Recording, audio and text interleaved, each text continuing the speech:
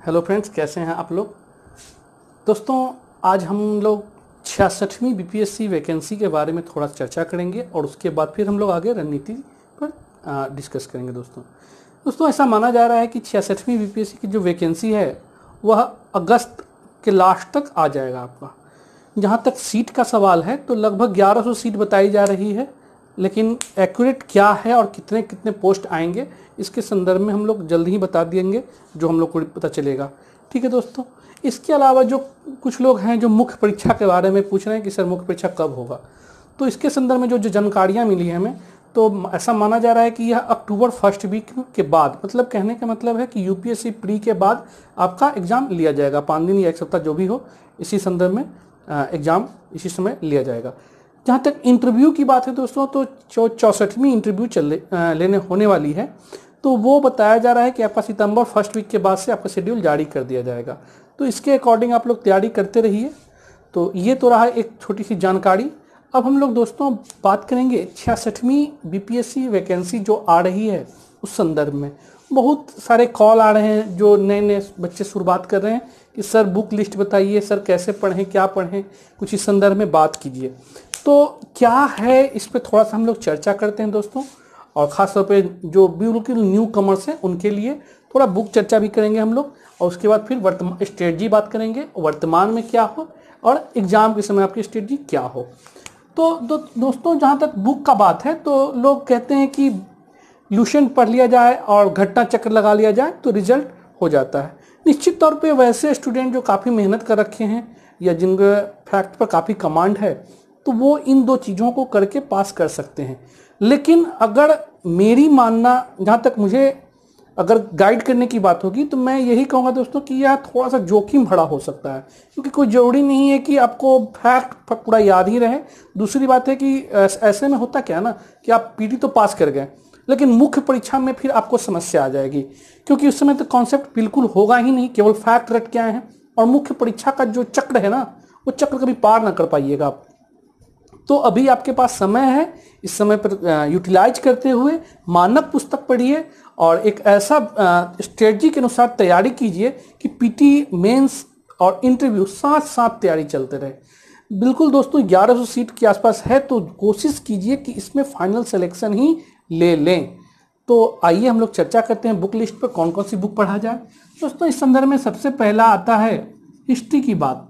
History में मुख्य रूप से 3 खंड है, एंशिएंट हिस्ट्री, मिडाइवल और मॉडर्न। दोस्तों इन तीनों में जो बात करते हैं, तो सबसे अधिक जो खंड मजबूत कह सकते हैं कि सबसे ज़्यादा एग्जाम में जो क्वेश्चन आता है वो आपका मॉडर्न पे है। एंशिएंट के लिए जो बुक है उसमें आप चाहें तो एस.के. पांडे सर की बुक ले सकते हैं, बहुत अच्छी बुक है। ठीक है, या फिर अन्य बहुत सारी बुक वगैरह भी है, आप उसे भी देख सकते हैं, लेकिन मेरा मानना है कि एस.के. पांडे को एक बार जरूर देखिए आप लोग। दूसरी बात है मिडाइवल के लिए। मिडाइवल के लिए बहुत ज़्यादा पढ़ने की जरूरत नहीं है, इससे क्वेश्चन भी साधारण ही होते हैं और बिल्कुल आसान सा क्वेश्चन होता है। तो इसके लिए आप लुसेंट पढ़ सकते हैं, कुछ लोग क्रॉन कहते हैं तो क्रॉन की बुक भी पढ़ सकते हैं, या स्पीडी, बहुत सारी बुकें हैं। तो लुसेंट एक अच्छी बुक मानी जाती है, इसलिए लुसेंट को आप देख सकते हैं यहाँ। लेकिन मॉडर्न के लिए फिर दोस्तों मैं चाहूँगा कि कॉन्सेप्चुअल और फैक्ट दोनों पढ़ें, क्योंकि मेंस में भी आपका मुख्य परीक्षा में भी आपका यहाँ से क्वेश्चन बनता है। तो इसके लिए सबसे अच्छी बुक है स्पेक्ट्रम। स्पेक्ट्रम पढ़ सकते हैं, और जिन्हें स्पेक्ट्रम में थोड़ा सा उलझावपन लगता है तो वो चाहें तो इसके पांडे सर की बुक को फॉलो कर सकते हैं, अच्छी बुक है ये भी। तो आप हिस्ट्री के लिए यह बुक तीनों देख सकते हैं। और इसके अलावा हम लोग जो बात करेंगे जियोग्राफी पर, कि जियोग्राफी की बुक कौन सी अच्छी है, तो बहुत सारी बुकें हैं, लेकिन जहाँ तक मेरा मानना है महेश वर्णवाल सर का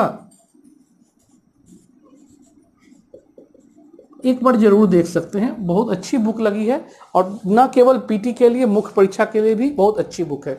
और इसमें जो दोस्तों लीजिएगा, उसमें एक समग्र भूगोल करके आता है, वो लीजिएगा। समग्र भूगोल बहुत अच्छी बुक है।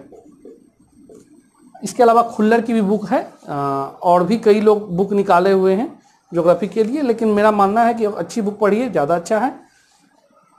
पॉलिटी की बात है दोस्तों, तो पॉलिटी के लिए आप एम लक्ष्मीकांत सर का बुक लीजिए। एम लक्ष्मीकांत, बहुत अच्छी बुक है ये। कहा जाता है इसे पॉलिटी के लिए बाइबल कहें तो कोई अतिशयोक्ति नहीं होगी। इसके अलावा इकोनॉमी के लिए, मेंस के लिए तो सर रमेश सर का बहुत अच्छा बुक है, ठीक है। रमेश सिंह टीएमएच प्रकाशन से निकालते हैं बुक, बहुत अच्छी बुक है ये।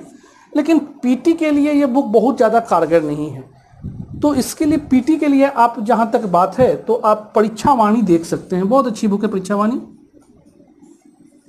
परीक्षावाणी। या कुछ लोग कहते हैं कि सर पीडी का अतिरिक्तांक देख सकता हूँ, तो बिल्कुल देख सकते हैं, पीडी का अतिरिक्तांक भी अच्छी बुक है।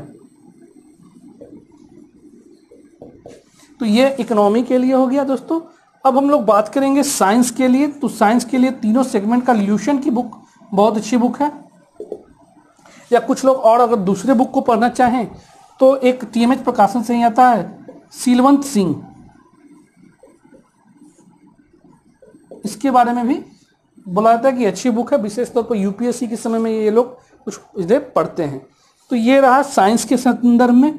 अब इसके अलावा दोस्तों करेंट की बात करें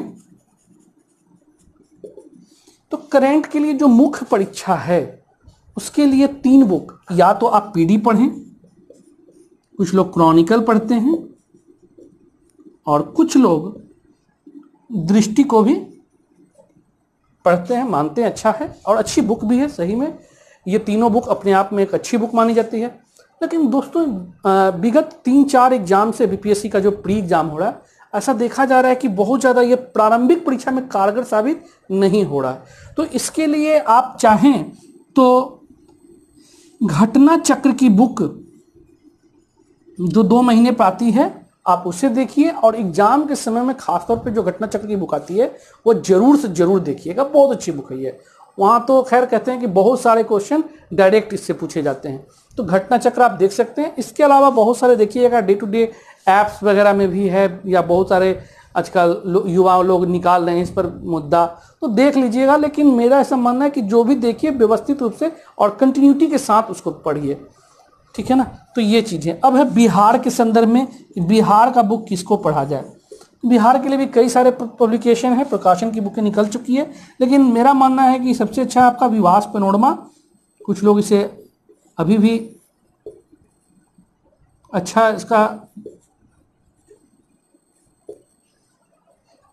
फीडबैक देते हैं, और या फिर कुछ लोग बोलते हैं सर ल्यूसेंट भी अच्छी बुक है, तो ल्यूसेंट भी आप एक बार देख सकते हैं। लेकिन छोटा जो चिरकुट टाइप का बुक होता है ना, चिरकुट 10-15 पन्ना की, वो दोस्तों बिल्कुल मत पढ़िएगा। वैसे क्या होता है ना कि आपको लगेगा कि कुछ 10 बुक पढ़ के 10 पन्ना, 15 पन्ना, 20 पन्ना पढ़ के जाएंगे और एग्जाम में अच्छा स्कोर आएगा, बिल्कुल बर्बाद कर देगा, समय बर्बाद कर देगा, आपका मेहनत बर्बाद कर देगा दोस्तों। और एग्जाम में अगर रिजल्ट गड़बड़ाता है, खासतौर पर बिहार के संदर्भ में, तो बाद में बहुत ज़्यादा पछतावा होगा। तो मानक पुस्तक पढ़िए, छिटपुट बुक जो खासतौर पर कुछ लोग निकालते हैं और चुटका चुटकी कहते हैं, तो वो सब चीज़ें बिल्कुल मत पढ़िएगा, ठीक है। तो ये चीज़ें।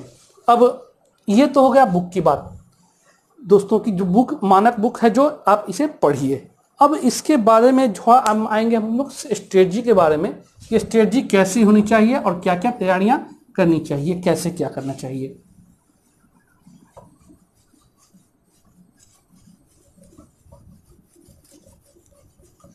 दोस्तों स्ट्रेटजी के लिए सबसे पहला बात कि प्रत्येक व्यक्ति अपने टाइमिंग के अनुसार, किनका क्या क्षमता है, कौन रात में पढ़ते हैं, कौन दिन में पढ़ते हैं, तो ये अपना समय तो बिल्कुल आप उसके अकॉर्डिंग तैयार करें। लेकिन कैसे तैयारी करें दोस्तों, अभी जो है वर्तमान में आप मानक पुस्तक के साथ तैयारी करना आरंभ कीजिए। मतलब कि अभी आप मानक पुस्तक को